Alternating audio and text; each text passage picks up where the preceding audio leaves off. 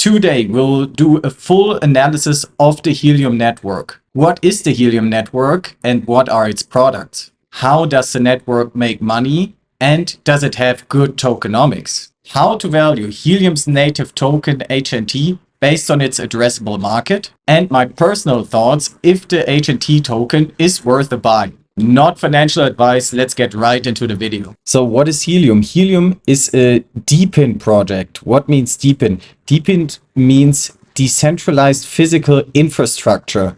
Decentralized physical infrastructure could be any infrastructure, and in that case, it is the IoT, so Internet of Things hotspots that are transmitting data of small Internet of Things devices like smartwatches, and others, and a mobile network which consists of mobile hotspots, and these hotspots are deployed everywhere where mobile phones are used to process mobile data of phones. And the special thing about DePIN networks is obviously anyone can purchase these kind of devices and deploy them at their homes, at their local businesses, and help the network transmit data through their own device. And they will be incentivized with the HNT token, as we will see later.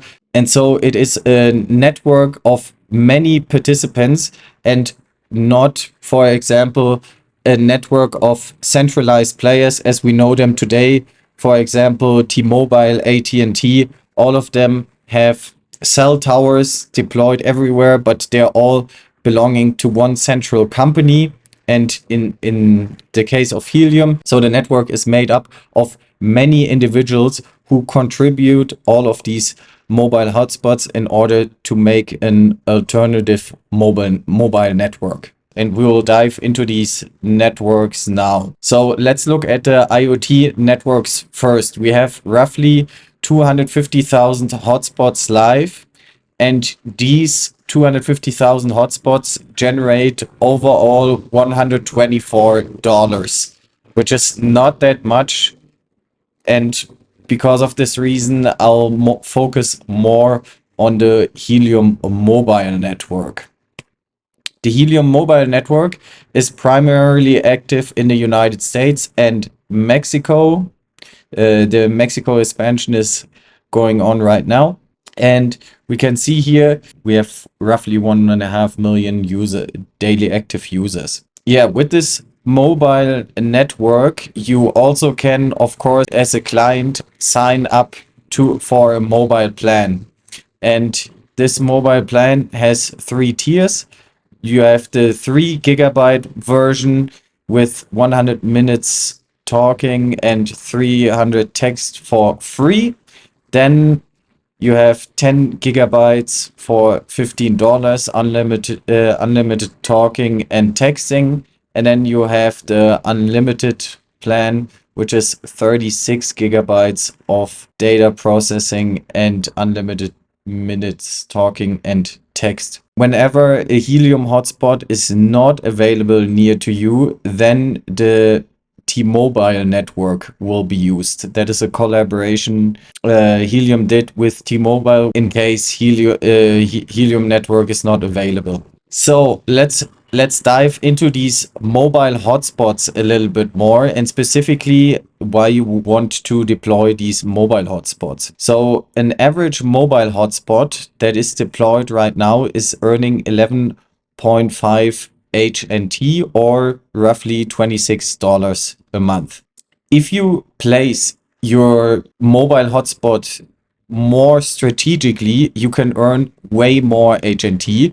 For example, I took a random example here from the Helium dataset.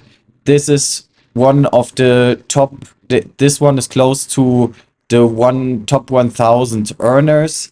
And this guy is earning 50 Helium per month with his Helium hotspot. Why is he earning 50 Helium instead of the average? Well, because he deployed the Helium hotspot probably somewhere where there's high mobile data demand. For example, as you can see here, this hotspot is deployed in North Carolina, and it seems like it is right on the beach, so it could be a beach bar or something where people have a high mobile data demand. And not only can Helium fall back into the T-Mobile network, but also T-Mobile and AT&T, if their network does have too much data demand, they will use the Helium network as a fallback mechanism in order to process the data, and therefore the Helium hotspot will be compensated. And you can imagine this Helium hotspot here, you can see it here in this picture, is deployed like a Wi-Fi router basically. And it is technically also a Wi-Fi router, only that it is only processing mobile data. The price of the hotspot is $250. So if you were to earn an average of $26, you would amortize your investment after 10 months roughly. But if you place the Helium hotspot in a strategic, good location, then you can get your money back way faster, for example, in 2 to 3 months, as this hotspot here. So now that we talked about the individual profitability of these Helium hotspots, let's look at the whole network and its profitability. So as you can see here, the IoT network is earning $100 a day divided by the 250,000 hotspots. So an individual hotspot is earning almost nothing. That's why we can, in our analysis, mostly neglect here this IoT network of Helium. The Helium mobile users are the people that signed up over the Helium mobile, one of the contracts, the basic, the air, or the unlimited. The users are paying a revenue of 12.28 million to the Helium network.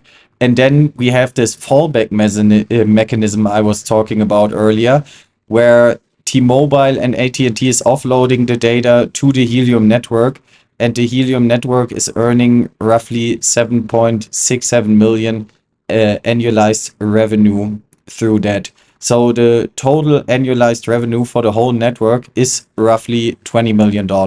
And again, the main sources here are the Helium mobile users and the fallback mechanism. Let's talk about the growth story. We have T-Mobile and AT&T as the regular carriers in the US. And whenever their network is overused and they cannot process data anymore, then they will use Helium hotspots as a fallback mechanism to process and they will process the data on the Helium network. And this is, of course, very lucrative for Helium hotspots to be deployed in places where there are many mobile users and where the network is often overused of these traditional carriers. Seeking out of these strategic places lets the Helium mobile network grow. This growing Helium mobile network is using T-Mobile at the same time as a fallback mechanism whenever Helium mobile users don't have a local hotspot they can log on to. So this fallback mechanism makes Helium an actual useful product because they have like a very cheap data plan. Most of the data plans in the US are way more expensive than $30. So $30 for the unlimited plan of 36 gigabytes mobile data is actually a pretty good deal. So, and because it is an actually useful product, because either you're gonna be serviced by the Helium network or the T-Mobile network, it makes the product usable for people, and more people will sign up to the network, which means, of course, more revenue for the network, which incentivizes even more Helium nodes to deploy into the network in order to earn these juicy rewards. When we talk about the addressable market, it is really interesting because as you can see here, the three biggest mobile provider, T-Mobile, Verizon, and AT&T, have huge revenues. And I took the revenue numbers here from post-paid plans.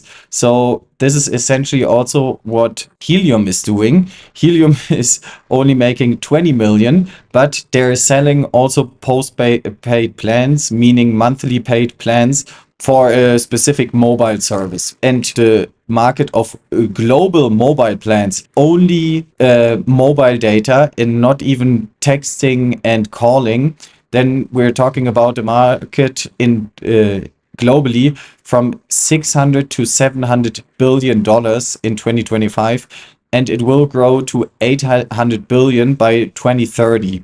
So as you can see here, this is a huge market, and that's why I think Helium is a very interesting investment, because if it was like to capture only a small market share in the global market, then the revenue would explode basically of Helium. When we talk about the valuation, it gets a bit tricky because we have a fully diluted market cap of HNT, which is the native token of the Helium network. This fully diluted valuation is 500 million. The price to revenue is 25x, because we remember the network is making roughly $20 million annualized. Now, because the total addressable markets are so big, the Helium network wants to expand mainly in the US and Mexico right now.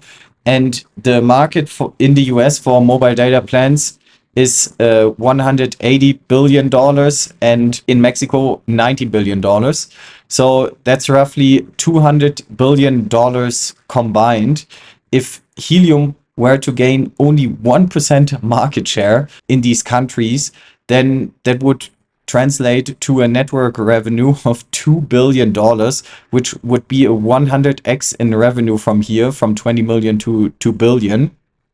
And we remember from the slide before, roughly 60% came from Helium mobile users that are paying for these data plans, and 40% are coming from offloading the traffic. Offloading traffic means AT&T and T-Mobile, when they're overused, they will offload the traffic to the Helium network and pay the nodes. We have a pretty good growth since roughly the middle of the year in users. So over 500,000 people have signed up for a Helium mobile plan right now. So that's pretty good growth here.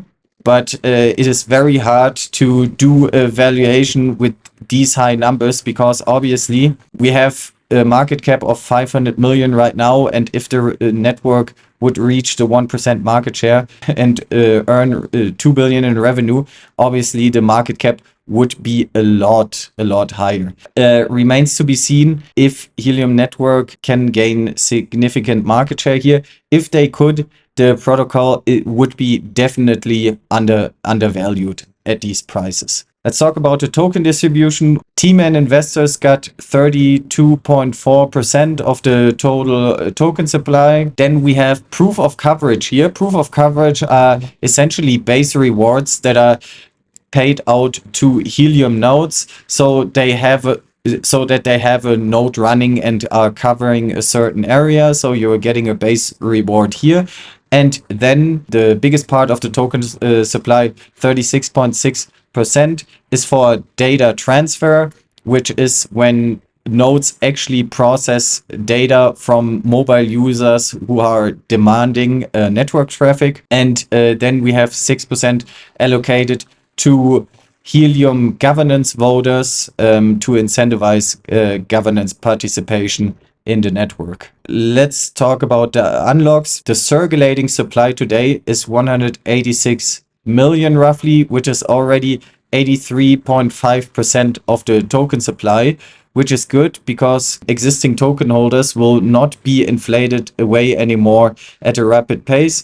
The circulating supply by August 2027 will be roughly 201 million. The Helium token has a halving like Bitcoin, only that the halving of Helium is every 2 years. So the token issuance will be halved every 2 years. So there's a fixed schedule of token issuance every day, and that is basically pre-programmed. The max supply will never be more than 223 million. We already have the majority of the high inflation behind us, and over the next years we'll only have roughly 4% inflation a year. All right, when we talk about the utility, the HNT token has more utility than other protocols because Helium is a deepened protocol, and deepened protocols have a little bit more complicated tokenomics. So the first utility of the token is to incentivize network participation. We talked about the proof of coverage and the data transfer, and I actually did a calculation here where I calculated the monthly issuance in dollar that the network is emitting right now in Helium tokens, and that translates roughly to $1.7 million. The governance participation is also incentivized. We have here a vote escrowed mechanism. Vote escrowed mechanisms work essentially as follows. The HNT that is locked away, the longer it is locked away, has higher voting rights. So for example, if you lock one Helium token for 1 year, you will receive 25 VE HNT with which you can vote. And if you lock away your one Helium token for 4 years, you will get 100 VE HNT. So 25 1 year, 100 VE HNT for 4 years, which gives you obviously higher weight in the voting decision, and also a higher weight in over deciding where the incentive distribution flows to. So because incentives for proof of coverage can go to the Internet of Things network or the mobile network, obviously, because the mobile network is making way more revenue right now, and the Helium protocol is focusing more on the mobile network. The vast majority of the proof of coverage rewards are going to the Helium mobile network right now. Lastly, HNT is also used to purchase data credits, and data credits are the unit in which you pay the network essentially. But in order to get these data credits, you have to burn HNT. You have to buy HNT first and then burn it for these data credits. The Helium mobile plan users that are generating the $12.28 million annualized, they are essentially buying every time HNT in the background and burning it for these data credits, which translates roughly to a $1 million monthly burn of HNT tokens. And as you can see here, we have an issuance of $1.7 million and a burn of $1 million, which means at some point when there are enough Helium mobile subscribers, then the token will become deflationary. And we can see this in this slide as well, visualizing the daily issuance. As you can see here, 22,200 Helium token are emitted every day into the network. And you can see here the buybacks, which are essentially burns, because the foundation is buying back the token and burning them in order to mine these data credits on behalf of the Helium mobile users. These buybacks are compensating almost the daily issuance of the network at this point. And at some point they will grow, of course, even bigger than the daily issuance, which would make the Helium token deflationary. All right, let's talk about the risks. What could go wrong here? The first question we need to ask ourselves is, how successful will the Helium mobile plan be? Yes, it is a nice product in the sense that it is cheaper than most other plans or most other standard plans in the US, but it is also not that high of a quality, at least right now. So if you paying more money for these established players, obviously you're getting better coverage, better network support, better customer support, and so on. And the question is how many people are willing to not have as of a great service and essentially sign up for this lower tier Helium mobile plan, because even the unlimited Helium mobile plan of 36 gigabytes is not that great in comparison to these standard plans of T-Mobile, where you can get more than 50 gigabytes for $50, for example, for T-Mobile. I listed out here the daily new acquired subscribers by carrier over the last couple of months, and AT&T had 4,402, T-Mobile over 10,000, Verizon lost a little bit of subscribers, and Helium had 1,600. So as you can see here, Helium is way smaller than AT&T and T-Mobile, and T-Mobile and AT&T are still growing faster than Helium. So if you look at it this way, the 1% market share is going to be really tough to acquire.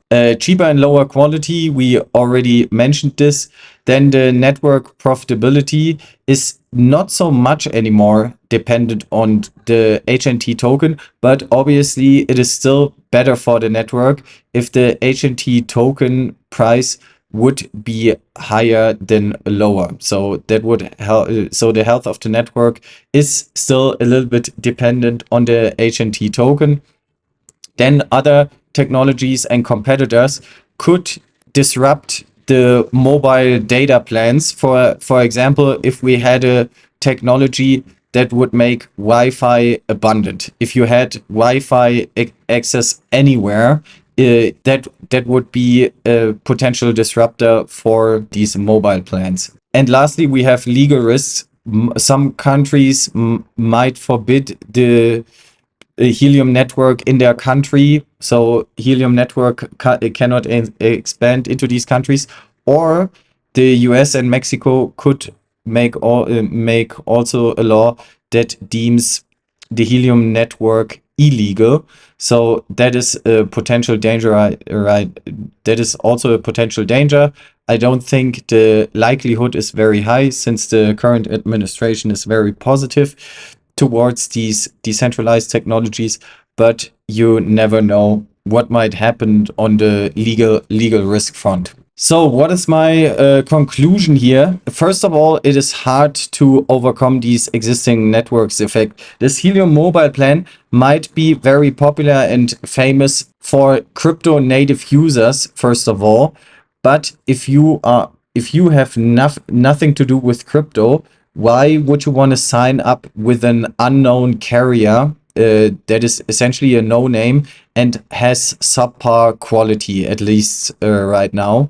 That could be a little bit of a hurdle, but on the other hand, Helium has these collaborations with the data offloading with AT&T and T-Mobile, and because they have these data offloading options, there will be more and more nodes coming online, and therefore the network will get better and better, and the network could improve in that way, and then at some point the network will be so good that the price of Helium is cheaper and the network is in most cases better than other existing carriers. And then if that would be the case, that would obviously very bullish for Helium, because then many people would sign up with a mobile plan with them. I have to preface this with, I'm not a big expert in these mobile plans and what goes into building these kind of networks. What could be some other hindrances in order for Helium to reach a certain network effect. So let me preface it with that. But I think it is worth a moonshot, just because the total addressable market that Helium is aiming for is so big with these mobile plans that was it with my presentation. Let me know what you think about Helium. Do you think it is worth an investment? Also, let me know in the comments if you know more about these mobile plans and mobile networks in general. I would love to learn more why it would work or it wouldn't work. Also, sign up for my Substack and let me know in the comments below which project I should analyze next. See you in the next video. Bye bye.